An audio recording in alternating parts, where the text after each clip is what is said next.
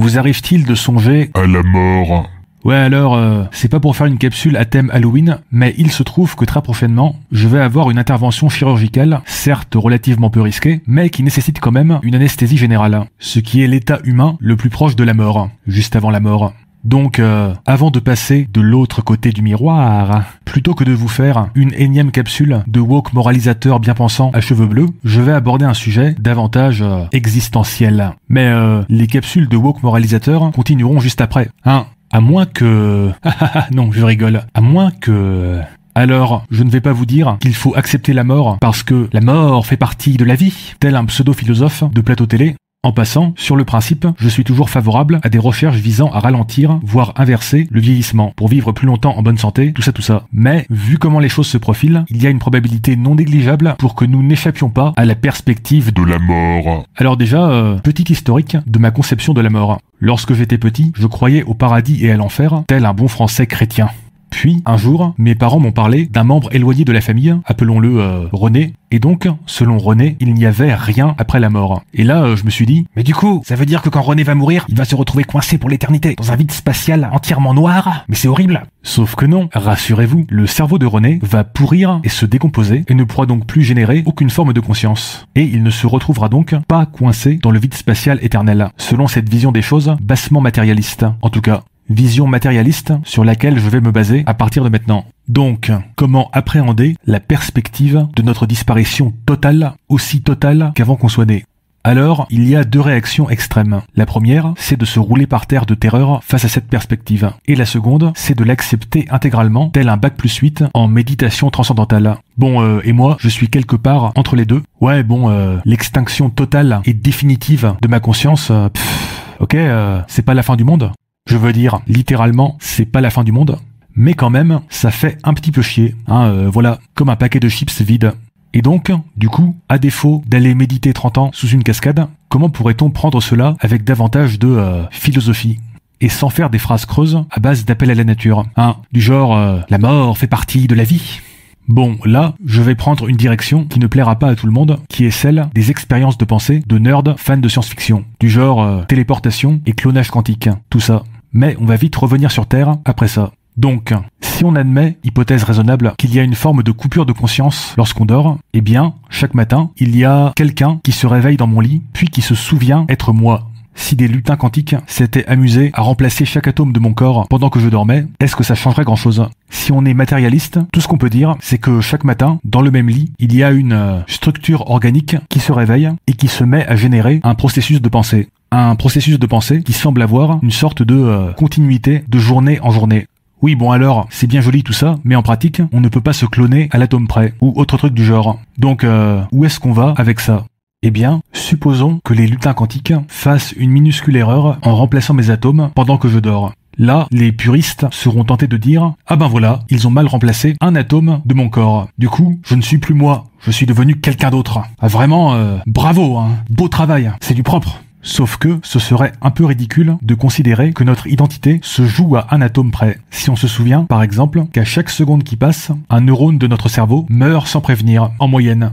Ouais, comme là, maintenant, pendant que vous m'écoutez. Crac, voilà, un neurone grillé, mais vous ne savez pas lequel. Crac, ah, encore un autre. Je dis pas ça pour vous stresser, hein. Crac. Bref, peut-être qu'il faudrait adopter une vision davantage souple et fluide de notre identité, qui ne se joue pas à un atome ou un neurone près. Tout comme une grosse organisation ne cesse pas d'exister si elle vire un membre puis en recrute un autre. Mais si on va par là, jusqu'à quel niveau de souplesse peut-on aller ? Par exemple, supposons que vous aimez manger du chocolat. Lorsque vous serez mort, vous ne pourrez plus faire cette délicieuse expérience gustative. Mais si le monde n'est pas détruit entre-temps, il restera des millions de gens capables de faire une expérience gustative très similaire. En fait, le monde est tellement vaste qu'on trouvera forcément quelques dizaines de personnes avec un profil et un vécu très similaires au vôtre, qui croqueront dans une tablette de chocolat avec un état d'esprit très proche, et auront donc une expérience très similaire. Si la dégustation d'une tablette de chocolat est une tranche de votre vie, eh bien, après votre mort, cette expérience gustative sera répétée encore et encore par plein d'autres personnes de manière extrêmement similaire. Et du coup, le moi qui déguste cette tablette de chocolat pendant quelques secondes hors du temps, eh bien, de ce point de vue, ce moi est immortel. Quoi? C'est ça le twist de cette capsule? Mais c'est de la merde. Oui alors, tu as un sérum d'immortalité prêt à être injecté dans ta poche? Peut-être? Non? Alors, ta gueule? Je reprends. Cette expérience de pensée du chocolat peut être appliquée à plein d'autres expériences de vie, y compris des expériences plus complexes. Par exemple, ce moment d'extase cinématographique intense que vous avez ressenti en regardant un certain film, eh bien, parmi les millions d'autres personnes qui ont vu ce film, il y en aura forcément qui auront ressenti quelque chose de très similaire. D'ailleurs, lorsque vous faites découvrir votre jeu vidéo préféré à une connaissance, n'avez-vous pas l'impression de le redécouvrir à nouveau? Comme si la découverte de ce jeu par cette personne, c'était une répétition du moment où vous l'avez découvert. Et vous pourrez redécouvrir ce jeu à l'infini en kidnappant plein de gens et en les forçant à y jouer, par exemple. Bref, si l'humanité ne s'auto-détruit pas dans un futur proche, oui je sais, grosse hypothèse, eh bien, la plupart des expériences agréables, intéressantes et enrichissantes qui composent votre vie seront répétées encore et encore par des milliers de personnes à travers le monde, avec certes de petites variations, mais l'essentiel de l'expérience y est. Et ces petites variations n'ajoutent-elles pas du sel ?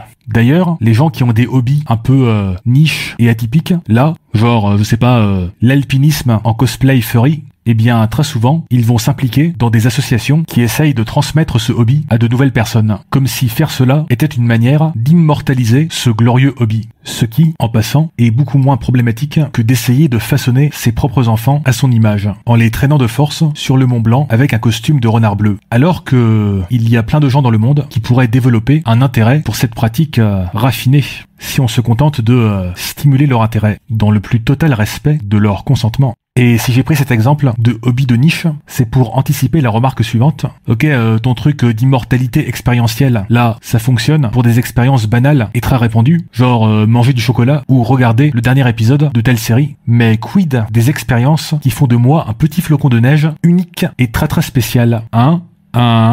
Ben déjà, on n'est plus vraiment la même personne à 10 ans d'écart. Donc, cette unicité est un peu illusoire. Et ensuite, s'il s'agit d'une expérience qu'on juge vraiment digne d'être immortalisée, eh bien, cela vaut la peine de travailler dur pour la transmettre, justement.